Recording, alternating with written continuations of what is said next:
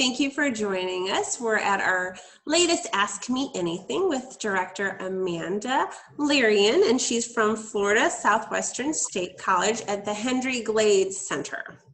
So hi, Amanda, how are you? I'm doing well. I'm excited to join you and answer questions and do anything I can to talk about the Hendry Curtis Center, because that is my favorite topic. Cool. So how long have you been at the Hendry Center? Well, my students actually call me the OG of the HG because I was the first full-time faculty member hired back when we were Edison and back when we were actually at LaBelle High School. And that was, I was hired full-time about 14 years ago, but prior to that, I had worked 3 years for adjunct work. So that's about 17 years that I've been working for the institution, 14 full-time. And I've been director now for a little over 4 years. That's awesome. Now, do you live here in LaBelle or do you commute? I live in LaBelle. I also have lived in Clewiston. When I first moved to Florida, I left teaching at Penn State, and I moved to Clewiston to teach at Clewiston High School. So I taught at Clewiston High School for 3 years while I did adjunct work here at the college.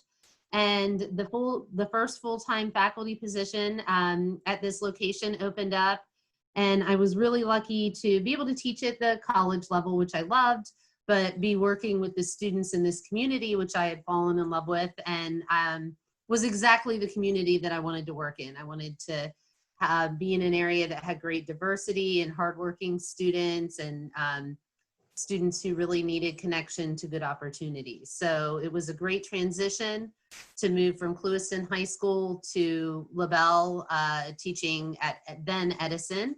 And now I feel like we've come full circle now that we started the collegiate program back at Clewiston.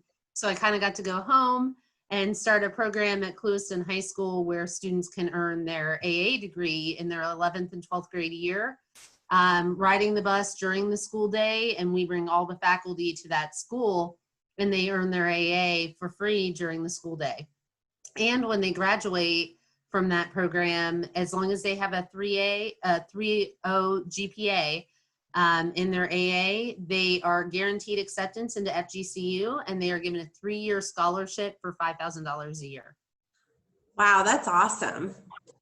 That's really exciting. That's cool. So I know that when you first started here, there were some classes that you were limited, but it sounds like over the past 14 years, you've grown and you pretty much offer a bunch of things that they offer in Fort Myers, right? Yeah, well, that's very exciting. In the last 4 years since I've been director, we have doubled the course variety. Not just doubled the number of courses, but the different kinds of courses. We more than doubled the number of actual classes. And we have doubled the variety of classes that you can take. We now have everything you need to get your AA degree, as well as many different elective choices so that you're not just taking one thing. And we've been able to do some really creative things, thankfully, with our great community support. So even though our physical location may not have as many buildings or as many bells and whistles as some of the other locations, we've been able to get creative. For example, we've been offering ceramics in relationship with the high school, who lets us in the evening use their ceramics facility so that we can offer that class to students, and before we were not able to do so. We've also added drawing. So we've added things in the arts that have never been here, that we've been able to be creative about how we get there. We also have all the prerequisites for the nursing program. So students want to come here and get their A&P, microbiology, other prereqs that they need to go into the medical program, which we don't necessarily have here for nursing, because obviously that requires a huge simulation lab and the nursing faculty, but they can at least get their prerequisites here before moving on to take those classes elsewhere. Doesn't mean that we'll never have it here. I certainly have it in my eyesight. Another program that we're very excited that is new and has never happened before at this location would be that for the first time ever this fall, we are offering a cohort to go into a bachelor program. So they can actually do their entire 4 years here in LaBelle. and that is the Bachelor of Education for Elementary Education. So, yeah, it's a cohort model all in the evening. So if you are working in the school districts, that's great. You can do that during the day, or you can do sub work. You can come here in the evening 4 nights a week. It is 5 semesters, so it's fall, spring, then you go summer, and then another fall and spring. But you can earn your entire degree here at this location. And if you're currently working in a school system in Hendry or Glades, the education department will work with you so that your placement for your hours of service and your student teaching are in the district in which you work already. So they'll work with students to locate them conveniently. Also exciting about that program, we have one full 2-year scholarship dedicated to a Hendry or Glades resident for that bachelor program, but it's a 2-year scholarship that would cover all 5 semesters. So that's a brand new offering. We're very excited. And not only are we offering it, but we already have 13 people enrolled. So that's exciting. That's awesome. It sounds like you're really doing a lot for the community, which is awesome and very much needed. So that's great. That's good to get out too. Is strong to our growth out here. We have doubled the number of students in the last 4 years as well. And I think FSW is really genuinely committed to making sure that we reach into the community and have these students get the same opportunities. So much so that that program in Clewiston is the only one of its kind in the state. It actually just won an award last year for the best promising new practice in dual enrollment education, because most charter schools or collegiates are right next to a college campus and the students just pop over into that population and go. This is the only instance where we're taking faculty, uprooting them and making them drive to that location to offer classes. And we're also doing the first thing, it's the same thing in Moorhaven. It's called the first year offerings because we haven't yet gotten state approval to do a full collegiate. But this fall we'll be offering 10 classes at Moorhaven that would be like your first full year of an AA. Wow, so we're in Moorhaven as well. That's cool. That's exciting. So I'm so glad we're talking because I didn't know all of this. So this is great to get that out. My kids are still in high school, so I'll get there. Which high school? LaBelle. They go to LaBelle. Right, well, you can get your whole AA if you come to this campus at the 11:30 spot. You can take 2 classes back to back. When I became director here, we actually changed all of the hours of offerings of our classes so that we could align with that 11:30 spot. They run buses. They can get on the bus, come over here, take 2 classes. The bus will pick them up, and before 2:20, they can be on, or after 2:20, they can be on a bus on their way home without any transportation outside of the school. So before we were able to do dual enrollment with LaBelle if kids had transportation, or if in the evenings they could figure out a way to get here. And I really want to be dedicated to making sure that all students, regardless of their funding or their transportation, or if they have a mom or a dad who can kind of help them out, we want to make sure that we figure out how to get them access.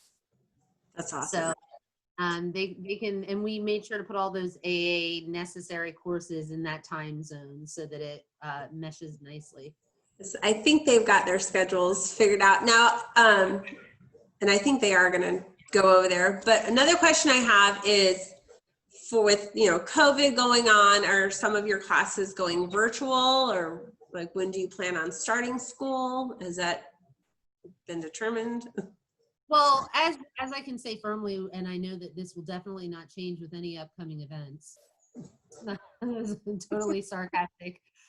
Currently, we are making firm plans, but as we know, everything could change if the state or the national government came down with something. But we are planning a start date of classes on August 24th, which is a little later than some of the K-12 dates we're starting, although a lot of them are shifting closer to that.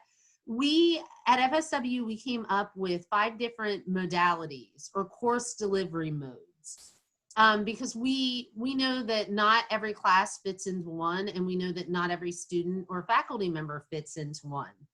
and we wanted people to be able to have choices.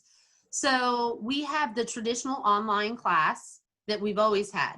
It's all online, it's asynchronous. You go in when you have time. You do work before the due date. Whenever you want to do the work, that's up to you, as long as it's before the due date. And then your faculty interacts in a similar way, asynchronously. They go in and get back to you within a reasonable amount of time. And then we also have the traditional ground classes where you come here and you go to class in the classroom. However, all of our traditional ground classes are taking social distancing measures. So we have limited the class sizes. So the room is the same size, but we are putting less students in that room, which was really fun for scheduling. I got to do all of that last week. And of course we are mandating face coverings. I'm in my office by myself, but I do have my mask right here that I have been wearing all day. So these are the masks that we are face covering we are mandating. We have these available to give to students. We have at least one of these for students, if not a couple if you need, so that students do need to be wearing masks, both in class and in the hallways. So if you're in a room like this closed in by yourself or in a private office, we aren't wearing masks. Faculty are being given face masks as well as protective clear face shields. We have plexiglass in many areas, at the front desk, in offices. In the classroom, there'll be plexiglass between the professor and the students.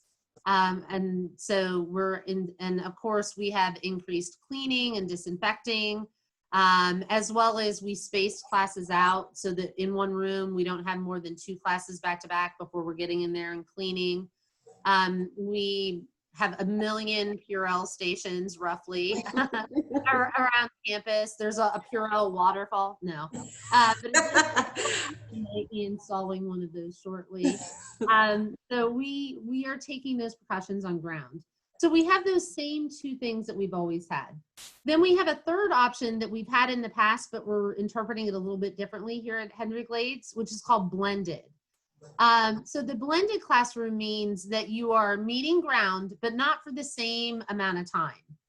And so what we're doing is we're taking a class of 25 blended, and half of the kids are meeting with the faculty member on Tuesday. And then on Thursday, they're not coming in. They're going to do online work on their own. And then on Thursday, the faculty member is going to meet with the other half. So they're going to have the same lesson both days, and they'll group the students into group A and group B, keeping them pretty specifically to those groups because of the cohorting of it. But that way there's only 12 or 13 students in that room at one time with a faculty member. Again, we want to have ground classes by having less ground, less often. Right. So there's still some ground, but there's less of it. It's less often, and there's less people in the room, unless we have a very, very big room. So that's our third option, which is blended. We also have something called flex, which is kind of that 2-day typical model. 12 or 13 students would be in the classroom, and 12 students would be on Zoom at home. And then the second day, those students flip. So the group that was at home on Tuesday comes in on Thursday, and the group that had been ground will now be remote, Zooming into class. And so it gives all students a rotation of being in person. And when you're not in person, you're on Zoom at home. And then our fifth option rather is FSW Live Online.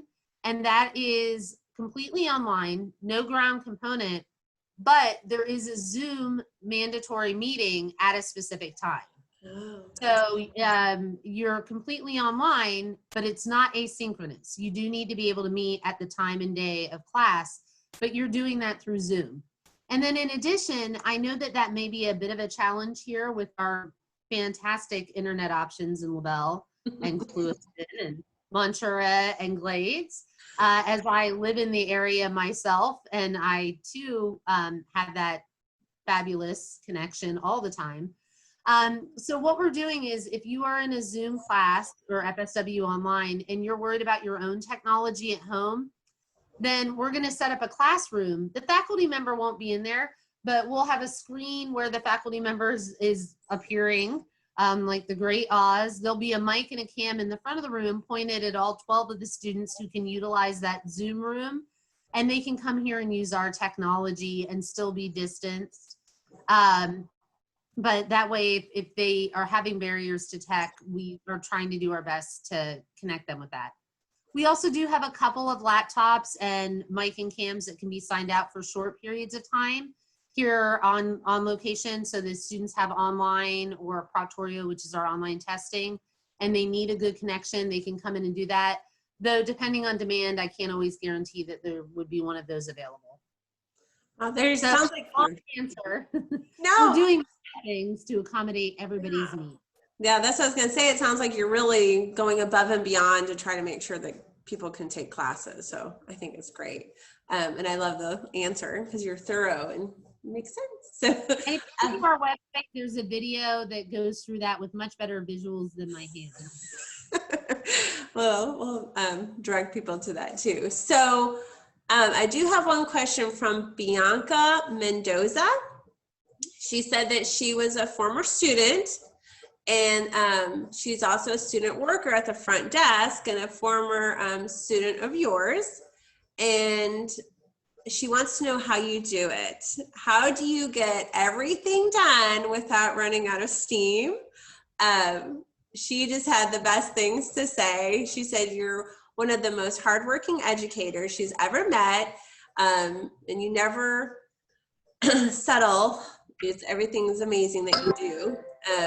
And you've really transformed the Hendry campus, which it sounds like you have. It sounds awesome. But she also wanted to know, let me get to the question here, because she has more. She actually has a question, which was so great. I'm like, oh my gosh, this is awesome. While you're getting there, I do want to say one thing. I certainly don't do anything alone. I have a rock star team. Ashley Valero advising, Kesley Garrett in financial aid, as well as many other backup duties.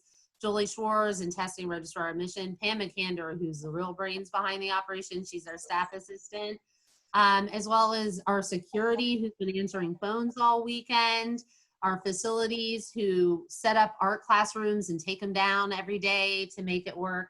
So there's a rock star team of dedicated people here. And of course, our faculty, who are intensely dedicated to students and flexible. So that's one way that we do things here. We're That's cool. very dedicated. And she said she had the opportunity to go to Greece with you on a school trip. And she said that you love traveling. And she wants to know, which place would you recommend for newbie travelers to go to? Like, what would your itinerary be for someone who's never traveled? Well, that's a really hard one because it kind of depends on what you're looking for in travel. First of all, I recommend eventually trying to go everywhere that you possibly can go safely, and even some places that may feel a little uncomfortable, but you be careful and set your own boundaries. Although, as Bianca knows, I travel by myself, and I've been all over Central and South America, Colombia, Nicaragua, as well as Europe and Eastern Europe. I think that you have to figure out, as a first-time traveler or new traveler, what you're comfortable with. So often language can be something that's very intimidating. So if English is your only language, maybe pick somewhere where English is a predominant language or the language. And so that will help you feel more comfortable. I know even myself, it took me a while. I would travel places where I didn't speak the language. I would have translator, but it really was my big jump when I went somewhere that didn't even have our alphabet. So that signs were not even in letters that I recognized. That was a big jump. So those are comfort levels that can help you. So I think Europe can feel very safe, although Central and South America, certain areas can be very safe and easy because of a lot of those areas will also have tons of English. And in terms of itinerary, my best recommendation is to research a ton. Know what the sites are and what's open on what days, what the customs are, so you don't wear something like this that I would not be allowed in virtually any religious building in Russia or many areas without having a little bit of something to cover, maybe not even just my shoulders, but my head. Or pants might not be acceptable for a female. In some, in Greece, for example, we needed to have long skirts below the knee. Or you couldn't even enter into locations, even if you had full pants, that was considered, not appropriate. So do your research. Don't take terrible opinions. I've read people's opinions who were like, Stonehenge, it's a bunch of rocks. Like, well, yes, giant mysterious rocks in a stunning placement with the stars. Exactly. So, when you do travel, wherever you go that you decide is comfortable for you, do not stay in brand name hotels and do not eat in brand name restaurants. Eat where locals eat. It's better food. It's cheaper. Stay where locals stay. It's safe. You'll meet amazing people, and I've had opportunities to have Christmas dinner at a real Mayan household at the table with the family because I met someone who was cool and we started talking. At the same time, my biggest recommendation if you are traveling alone, that you must have a murder buddy. Mine is my sister. Anytime I meet someone or I even hire anybody, if it's one-on-one and it's not a group situation and it's not a big name company, even if it is, my sister has their contact information, and I don't go anywhere without a picture of their photo ID that I send to my sister, and I tell them I'm doing it. And if they're not cool with it, they were probably going to murder me. So be very safe when you travel, and don't be afraid to stand up for your safety and say, oh, I'm not really comfortable getting in this car if you're not okay with me having a picture of your driver's license. Smart. That is so smart and great advice. That's awesome. Well, I don't think we have any more questions. I think we've covered everything. So do you have anything else you would like to add about the college or any? Yeah, I have a couple of things I would mention. One, I would just mention that I think our location is intensely hands-on in terms of wanting to hear from you and wanting to help you whatever stage you are at. So please reach out to us, even if your question is, I don't even know what I want to do and I don't know how to start. We would love to hear from you, and we would try to help you find the path that is right for you. We also realize that not everybody can go full time. Not everybody wants to do the same progression. And we'll help you make decisions that are the right decision for what you need educationally and what you need with your life. Because a lot of our students have pressures and obligations outside. And then I would also say, keep an eye out, join our Facebook page. We have a Hendry Florida Southwestern State College page. And we try as much as we can to create programming that is specific to this area. So even this summer, we weren't able to do our typical 7-week summer prep program, either for first time in college students or students who had not passed the PERT exam and wanted to do dual enrollment. We do a free 7-week course with English and math prep, as well as college readiness. And we run buses from Moorhaven and Clewiston. We've done that the last 2 years. This year, we weren't able to do that because of COVID. We actually offered something different online, a 1-month intense boot camp online. So we're always trying to offer things like that. I often will advertise through Facebook, like our new program, the Bachelor of Elementary Education, as well as other opportunities that are scholarship or what we're doing, financial aid nights. But no matter when it is, it's never too late to take an interest and get some questions answered. If it's past the deadlines for this semester, we can always get you in the next semester and help you. And I think that we are a location that's really invested in our students, and we're so proud of them.